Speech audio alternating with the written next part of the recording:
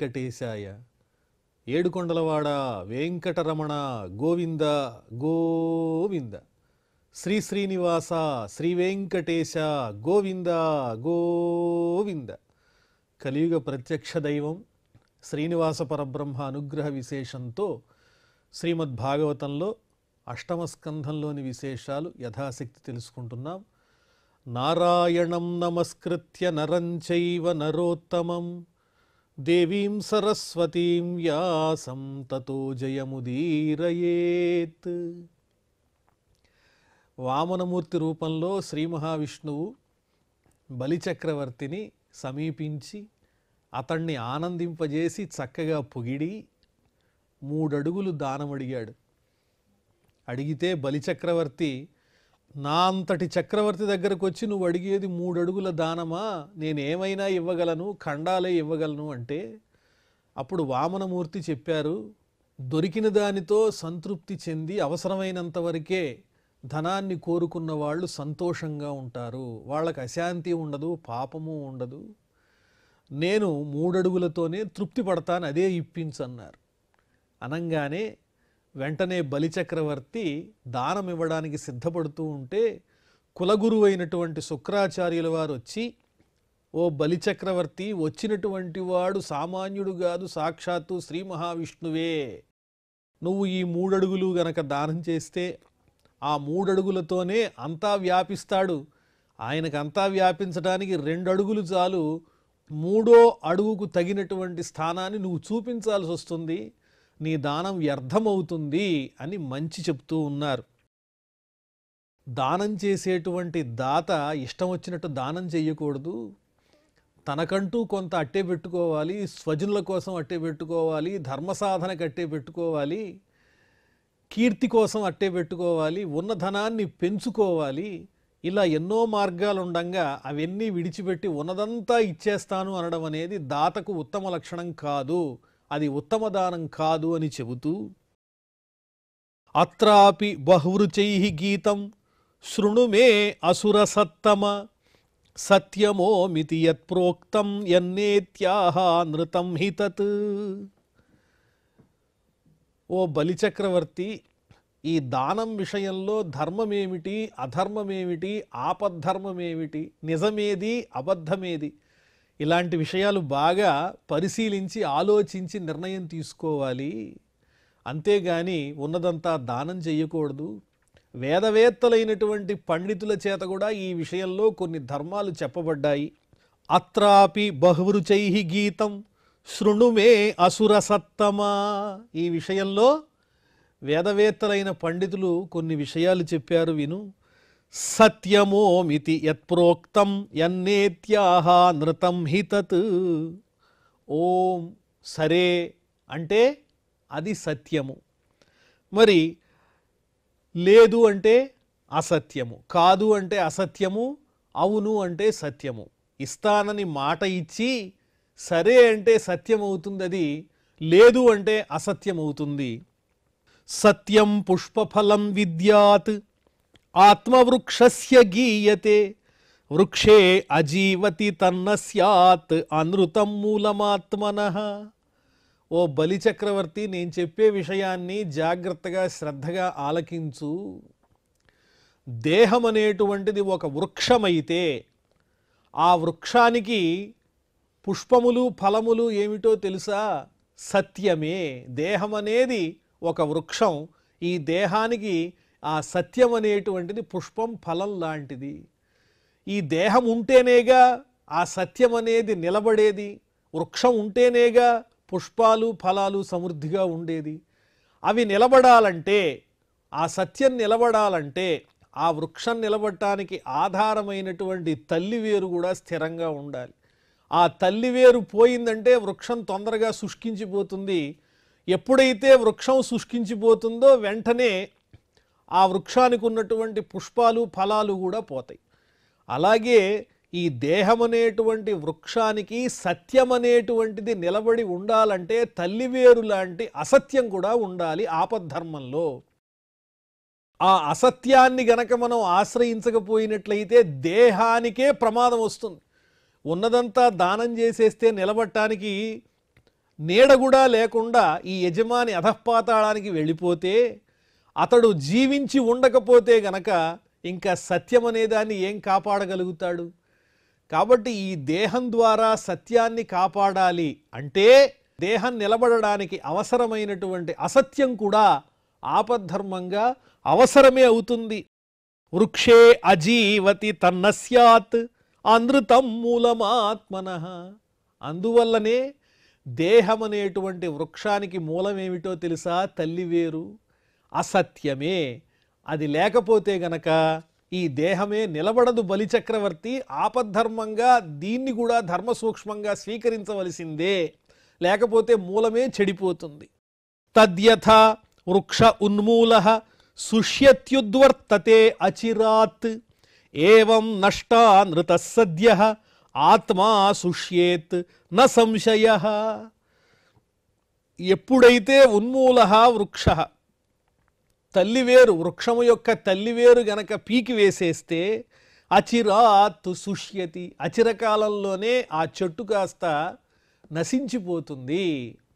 అందువల్ల ఆపద్ధర్మంలో అసత్యం అనేటువంటి తల్లివేరు గనక లేకపోయినట్లయితే ఆ దేహం అనేటువంటి వృక్షము నశిస్తుంది అని చెబుతూ ఏవం నష్టా అనృతః సద్యః ఆత్మా శుష్యేత్ న సంశయః. అసత్యం లేనటువంటి దేహం కూడా నశించిపోతుంది. తల్లివేరు ఉండాలి, తల్లివేరుంటే వృక్షం స్థిరంగా ఉంటుంది. ఆ దేహం అనే వృక్షము స్థిరంగా ఉన్నప్పుడే ఆ వృక్షానికి ఉండేటువంటి పుష్పాలు ఫలాలు అనగా సత్యం నిలబడుతుంది. సత్యాన్ని నిలబెట్టడం కోసం ఆపద్ధర్మంగా మనని మనం కాపాడుకోవటం కోసం, స్వజనులైనటువంటి వాళ్ళను రక్షించటం కోసం మనం ఆ ఆపద్ధర్మంగా అసత్యం అనేటువంటి మూలం మీద ఆధారపడవలసి ఉంటుంది.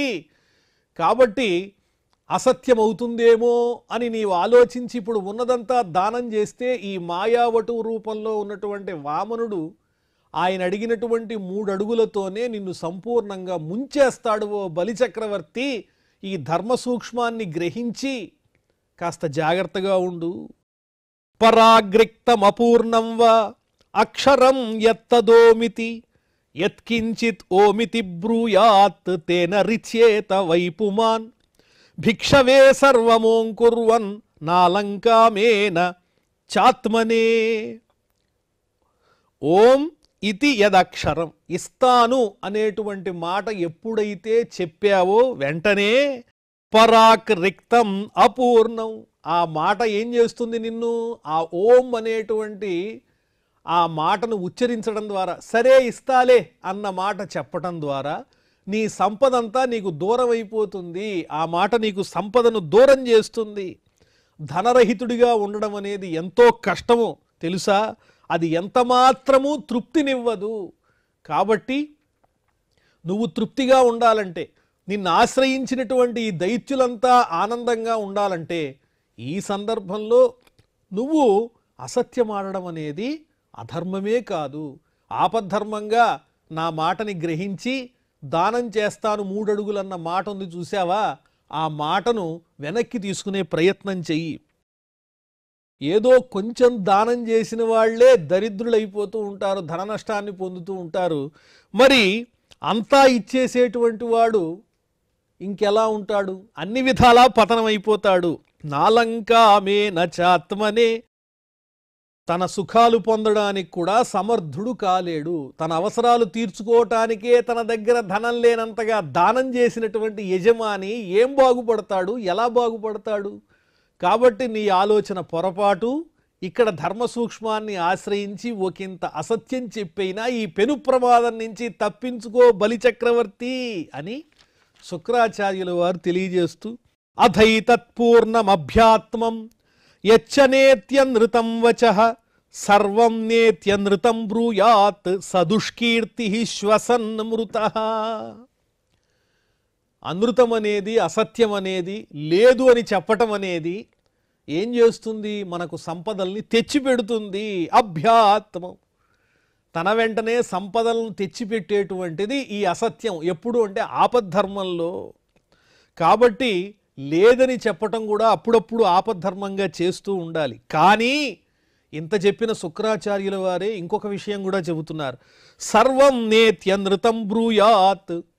ఓహో, ఇలా అబద్ధం చెప్పే అవకాశం ఉన్నది కదా అని అనుక్షణము అబద్ధాలనే చెబుతూ తన ప్రయోజనాన్నే చూసుకుంటూ ప్రతి దానంలోనూ ధర్మంలోనూ అబద్ధాలు చెప్పేటువంటి యజమాని మాత్రం ఏమవుతాడు అంటే వాడు నశించిపోతాడు.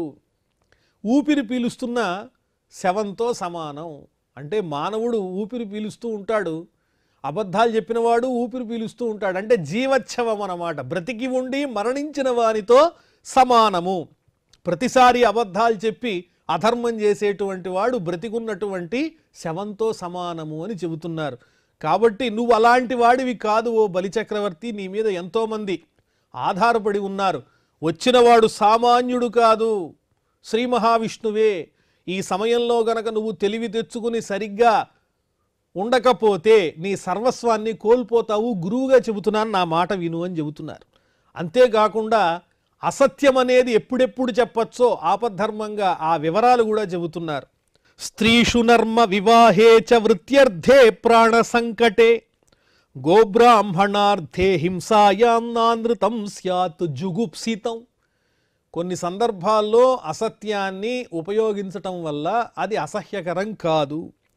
స్త్రీల విషయంలో కానీ, పరిహాసపూర్వకంగా స్నేహితుల దగ్గర కానీ, లేకపోతే వివాహమునందు కానీ, బ్రతుకు తెరువు కోసం కానీ, ప్రాణానికి ఆపద వచ్చినప్పుడు కానీ, గోవులకు బ్రాహ్మణులకు ఏదైనా ప్రాణ సంకటం వచ్చిన సందర్భాల్లో కానీ, లేదా హింస ప్రబలిపోయినప్పుడు కానీ, ఇలాంటి సందర్భాల్లో అసత్యము ఆపద్ధర్మంగా పలకటం అది నీచమైన పనేం కాదు అని ఇదే విషయాన్ని పోతనవారు చక్కగా మంచి పద్యంలో చెప్పారు. వారిజాక్షులందు వైవాహికములందు ప్రాణవిత్తమాన భంగమందు చకిత గోకులాగ్రజన్మ రక్షణమందు బొంకవచ్చు అఘము వందడధిప. ఇలాంటి సందర్భాల్లో అసత్యం చెప్పచ్చు అని బలిచక్రవర్తికి ఒక ఆచార్యునిగా, ఒక గురువుగా ఒక సూచన ఇచ్చారు శుక్రాచార్యుల వారు. శ్రీ శుకౌవాచ. అది నాయన పరీక్షిన్ మహారాజా జరుగుతున్నటువంటి సంగతి అని శుకుల వారు పరీక్షిత్తుతో బలిరేవం గృహపతి కులాచార్యేణ భాషితః తూష్ణీం భూత్వా క్షణం రాజన్ ఉవాచావహితో గురు. ఆ రాజైనటువంటి చక్రవర్తి అయినటువంటి బలి గురువుగారు చెప్పిన మాట సావధానంగా విన్నాడు. ఏం చెయ్యాలి అన్నట్టుగా ఒక్క క్షణం ఆలోచించాడు. తూష్ణీం భూత్వా క్షణం, ఒక్క క్షణం ఆలోచించి మరి తిరిగి సమాధానం చెప్పాలిగా గురువుగారికి. వినయపూర్వకంగా తనకంటూ ఒక నిర్ణయం ఉంది, కానీ గురువుగారు నొచ్చుకోకుండా ఉండేలాగా తన అభిప్రాయాన్ని తెలియజేయటం కోసం ఇలా మాట్లాడుతున్నాడు గురువుతో, శుక్రాచార్యుల వారితో. బలిరువాచ. సత్యం భగవతా ప్రోక్తం ధర్మోయం గృహమేధినాం అర్ధం కామం యశో వృత్తిం యో న బాధేత కర్హిచిత్. గురువుగారు మీరు చెప్పింది సత్యమే. గృహస్థైనటువంటి వాళ్ళు ఈ ధర్మాన్ని తప్పకుండా పాటించాలి. ఎందువల్లంటే ఇంట్లో ఉన్నటువంటి తనను ఆశ్రయించిన తల్లిదండ్రులకు, భార్యాబిడ్డలకు, వీళ్ళందరికీ కూడా తగినటువంటి రక్షణ చేయవలసిన బాధ్యత గృహస్థుకు ఉంది. ఇంట్లోనే కాదు, మిగిలినటువంటి ఆశ్రమాలకు కూడా వారే సహకారం అందించాలి. సమాజం బాగుండాలి అంటే గృహస్థులు కూడా సంతోషంగా, ఆనందంగా, వైభవంగా ఉన్నప్పుడే అది సాధ్యమవుతుంది. అలాంటి వాళ్ళు అంతా దానం చేసేసి కూర్చుంటే ధర్మాలు, బాధ్యతలు ఎలా నిర్వర్తించగలుగుతారు? అది నిజమే గురువుగారు మీరు చెప్పిన మాట. గృహస్థన్నటువంటి వాడు ఇలాంటి ఆపద్ధర్మంలో చిన్న చిన్న అనృతాలు ఉపయోగించటం అనేది ధర్మమే మీరు చెప్పినట్లుగా. ఎందువల్లంటే అర్థము, కామము, కీర్తి, అదేవిధంగా ఉద్యోగము ఇవన్నీ కూడా రక్షించుకోవాలిగా. పురుషార్థాల్లో అర్ధకామాల్ని పాటించాలి, అలాగే కీర్తిని సంపాదించాలి, ఉద్యోగం కూడా చక్కగా చూసుకోవాలి.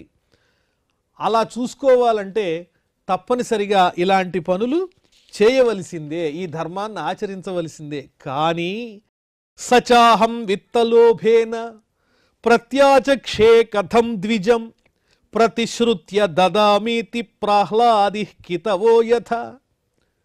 కానీ ఇప్పుడు ప్రహ్లాద వంశీయుడైనటువంటి విరోచనుని పుత్రుడైనటువంటి బలిచక్రవర్తి ఇచ్చిన మాట తప్పాడు అనేటువంటి ఆ మాటను, నిందను నేను భరించలేను. విత్తలోభేన, వచ్చినటువంటి యాచకునకు దానం సరిగా చెయ్యలేక విత్తశాఠ్యం చూపించి దానం చేయటానికి విముఖుడయ్యాడు బలిచక్రవర్తి, తిరస్కరించాడు అనే మాట నేను భరించలేను. ఒక బ్రాహ్మణోత్తమునికి ఇచ్చినటువంటి మాటను ఆచరించలేదు బలి అనే మాట నేను తట్టుకోలేను. అదీగాక ప్రతిజ్ఞ కూడా చేశాను. ప్రతిశ్రుత్య దదామీతి ప్రహ్లాది కితవో యథ. కితవః, మోసగాడంటారు నన్ను, ఇది నేను భరించలేను. నహ్య సత్యాత్ పరో ధర్మః ఇతి హోవాచ భూరియం సర్వం సోఢుమలం మన్యే రతే అళీక పరం నరం. భూదేవి ఒకప్పుడు బ్రహ్మగారితో ఇదే చెప్పింది. నేను మేరు పర్వతాన్ని మోయగలను, అలాంటి పర్వతాలను ఎన్నింటినైనా మోయగలను, ఏది నాకు భారం కాదు. కానీ అసత్యాన్ని కానీ అసత్యం చెప్పేవాడిని కానీ నేను ఇంత కూడా కొంచెం కూడా భారాన్ని వహించలేను. అది నాకు మోయలేని భారం అసత్యం అనేది. అసత్యాత్ పరహ అధర్మ, అసత్యం కన్నా దారుణమైన అధర్మం వేరొకటి లేదు. ఇచ్చిన మాట తప్పటం అనేది చాలా తప్పు. ఈ సందర్భంలో భూదేవి ఇలా స్వయంగా చెప్పింది, సర్వం సోఢుమలం మన్యే, నేను దేన్నైనా భరించగలను, ఎంత బరువునైనా మోయగలను, కానీ ఋతే, ఇది తప్ప, అళీక పరం నరం, అసత్యపరుడైనటువంటి నరుణ్ణి మాత్రం నేను మొయ్యలేను అని భూదేవి స్పష్టంగా చెప్పింది. గురుదేవా, అది తెలిసి తెలిసి నేను ఆ విధంగా ఎలా ప్రవర్తిస్తాను? నాహం బిభేమి నిరయాత్ నాధన్యాత్ అసుఖార్ణవాత్ నస్థానత్యవనాన్ మృత్యోః యథా విప్రప్రలంభనాత్. నేను దేనికి భయపడను, నరకం వస్తుందని కూడా భయపడను. నాకు నరకం వస్తుంది కాబట్టి ఈ దానం చేయకుండా తప్పుకుందామనో లేదా దానం చేద్దామనో ఇలాంటి ఆలోచనలు నేను ఎప్పుడూ చెయ్యను. అంతేకాకుండా నా ధన్యాత్, దరిద్రుణ్ణైపోతానేమో, ధనధాన్యాదులు ఉండవేమో అని కూడా నేను భయపడను. అసుఖార్ణవాత్, దుఃఖం అనేటువంటి సాగరానికి ఎంత దుఃఖమైనా రాని, సాగరం లాంటి దుఃఖం వచ్చినా నేను బాధపడను. నస్థానత్యవనాత్, నేనున్న స్థాయి నుంచి దిగజారిపోతానేమో, ఈ దానం చేసేస్తే ఏమీ లేనివాడిని అయిపోతానని కూడా నేను భయపడను. మృత్యోహో, అదేవిధంగా చావుకి కూడా నేను వెనకాడను. యథా విప్రప్రలంభనాత్, కానీ ఒక్కచోట మాత్రం భయపడతాను. వేద విధులైనటువంటి బ్రాహ్మణోత్తములను మోసగించడం అంటే నాకు చాలా భయం. దానికన్నా ఈ చెప్పబడిన మిగతావన్నీ కూడా నా దృష్టిలో తృణప్రాయములే. ఏ సందర్భంలో నేను ఏ విధంగా నశించిపోయినా పర్వాలేదు, కానీ వేదవేత్తలైన బ్రాహ్మణోత్తములకు ఇచ్చినటువంటి మాట తప్పితే అది నేను భరించలేను గురువర్య. యద్యథాస్యతి లోకేస్మిన్ సంపరేతం ధనాదికం తస్య త్యాగే నిమిత్తం కిం విప్రస్తుష్యేన్న తేన చేత్. ఈ లోకంలో మనం మరణాన్ని పొందేటప్పుడు మనతో పాటు ఈ సాధించినటువంటి సంపదలన్నీ వస్తాయా? ఏదైనా శాశ్వతంగా మనతో ఉండిపోతుందా? ఏదీ లేదు. ఈ దేహమే శాశ్వతం కాదు. మరణం తర్వాత ఈ ఐశ్వర్యాలేమి వెన్నంటి మనతో రావు. ఈ కాస్త కోసం ఉన్న సంపదను సద్బ్రాహ్మణునకు దానం చేసి ఆ దానంతో వారిని తృప్తి పరచకపోతే, మనం ఇచ్చిన దానివల్ల వాళ్ళు తృప్తిని పొందకపోతే ఇంకెందుకు ఈ జీవితం? అడిగిన దానికన్నా తక్కువ ఇచ్చి వాళ్ళని అసంతృప్తిని నేను కలిగించలేను. బ్రాహ్మణోత్తములకు వారు సంతోషించవలసిందే. మిగతావన్నీ పోయినా పర్వాలేదు. అశాశ్వతమైనటువంటి ఈ జీవితం కన్నా, ఈ దేహం కన్నా ఒక సద్బ్రాహ్మణుడు నేను ఇచ్చినటువంటి దానం వల్ల తృప్తి పడితే అదే నాకు చాలు అని చెబుతున్నాడు బలిచక్రవర్తి. శ్రేయః కుర్వంతి భూతానాం సాధవో దుస్త్యజా సుభిః దధ్యంసి విప్రభృతయః కోవికల్పో ధరాదిషు. నేను నా సంపదలను మాత్రమే దానం చేస్తానంటూ ఉంటే మీరు ఆపదొస్తుంది అంటున్నారు ఓ గురువుగారు. మరి పూర్వం శిబి చక్రవర్తి మొదలైన మహారాజులు తమ ప్రాణాలను కూడా పణంగా పెట్టి సాధువుల్ని రక్షించడానికి ఉద్యమించారు. దధీచి మొదలైన మహర్షులు కూడా తమ జీవితాన్ని కూడా త్యాగం చేసి లోక సంరక్షణం కోసం, దాన నిష్ఠ కోసం కట్టుబడి ఉన్నారు.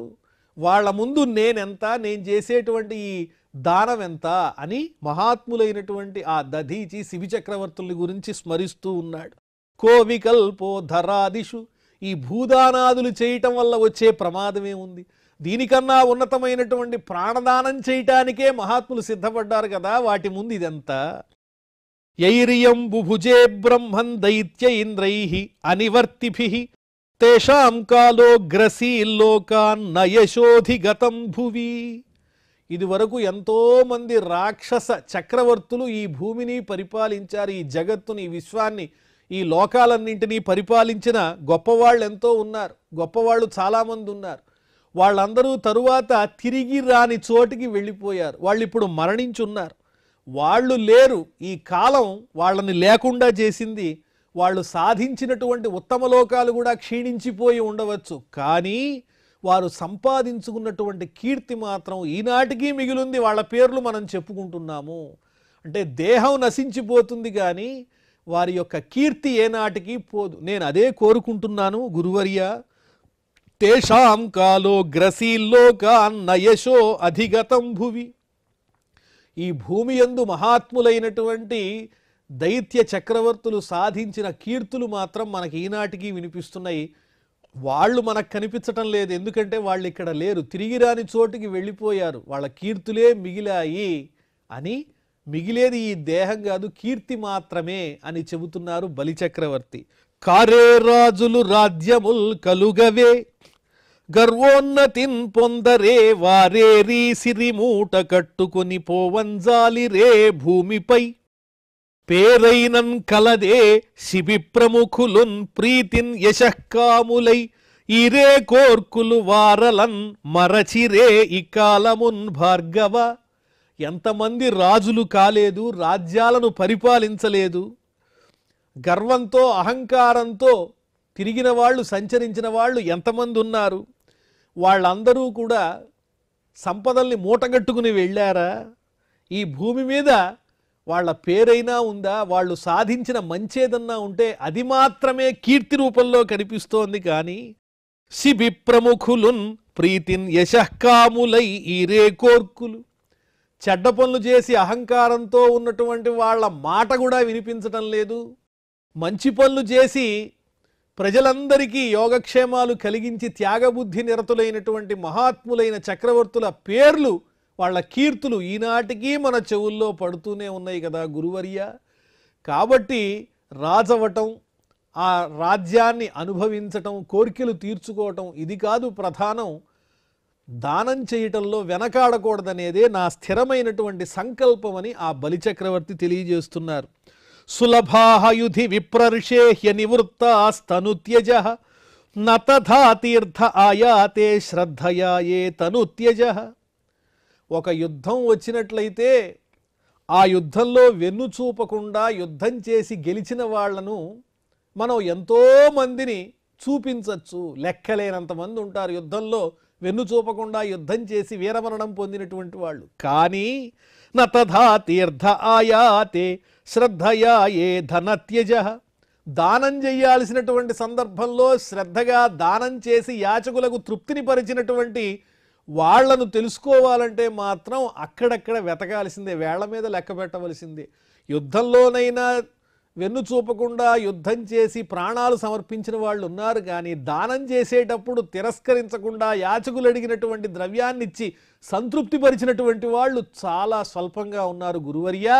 వారిలో నేను చేరదలుచుకున్నానని చెబుతున్నాడు. మనస్వినః కారుణికస్య శోభనం యదర్థికామోపనయేన దుర్గతిః కుతః పునః బ్రహ్మవిదాం భవాదృశాం తతో వటోరస్య దదామి వాంఛితం. మనస్సు కలిగినటువంటి వాడు, కరుణ బుద్ధి ఉన్నటువంటి వాడు, అలాంటి దాత ఎవరైతే ఉంటారో వాళ్ళు అడిగినటువంటి యాచకులకు కావలసినటువంటి కోర్కెలను తీర్చి తాము దుర్గతి పాలైనా పట్టించుకోరు. అడిగిన యాచకులకు తగిన ద్రవ్యాన్ని ఇచ్చి వాళ్ళు తృప్తి పడితే అదే ఆనందంగా భావిస్తారు. ఎలాంటి యజమానులు? కరుణ కలిగిన వాళ్ళు, మనస్సు కలిగిన వాళ్ళు. కుతః పునః బ్రహ్మవిదాం భవాదృశాం. మరి మీలాంటి వాళ్ళ గురించి ఇంకా చెప్పేదేముంది? మీ బోటి పెద్దలు మాకు సూచనలు ఇస్తూ ఉన్నారు. మీ బోటి పెద్దలకు ఎంత దానం చేసినా కూడా మాకు ఆనందమే తప్ప బాధ లేదు. మీలాంటి పెద్దల్ని గౌరవించుకుంటే చాలు మా జీవితం ధన్యమైపోయినట్టే. మీరెంత గొప్పగా గురువులో అదేవిధంగా ఈనాడు దానం గ్రహించడానికి వచ్చినటువంటి ఈ అర్థి కూడా అటువంటి వాడే. తతో వటోరస్య దదామి వాంఛితం. అందువల్లనే ఈ బ్రహ్మచారి ఏదైతే కోరుతున్నాడో ఆ 3 అడుగులు నేను దానం చేయడానికి సిద్ధమవుతున్నానన్నారు బలిచక్రవర్తి. మరి ఆ తర్వాత ఏం జరిగిందో మనం ఆ విశేషాలన్నీ తెలుసుకుందాం. ఇప్పుడు క్షమా ప్రార్థనాదులతో ఈ కార్యక్రమాన్ని పరిసమాప్తం చేసుకుందాం. అథ క్షమా ప్రార్థన. యదక్షరపదభ్రష్టం మాత్రాహీనంచ యద్భవేత్ తత్సర్వం క్షమ్యతాం దేవ నారాయణ నమోస్తుతే. శ్రియఃకాంతాయ కళ్యాణ నిధయే నిధయేర్థినాం శ్రీవేంకటనివాసాయ శ్రీనివాసాయ మంగళం.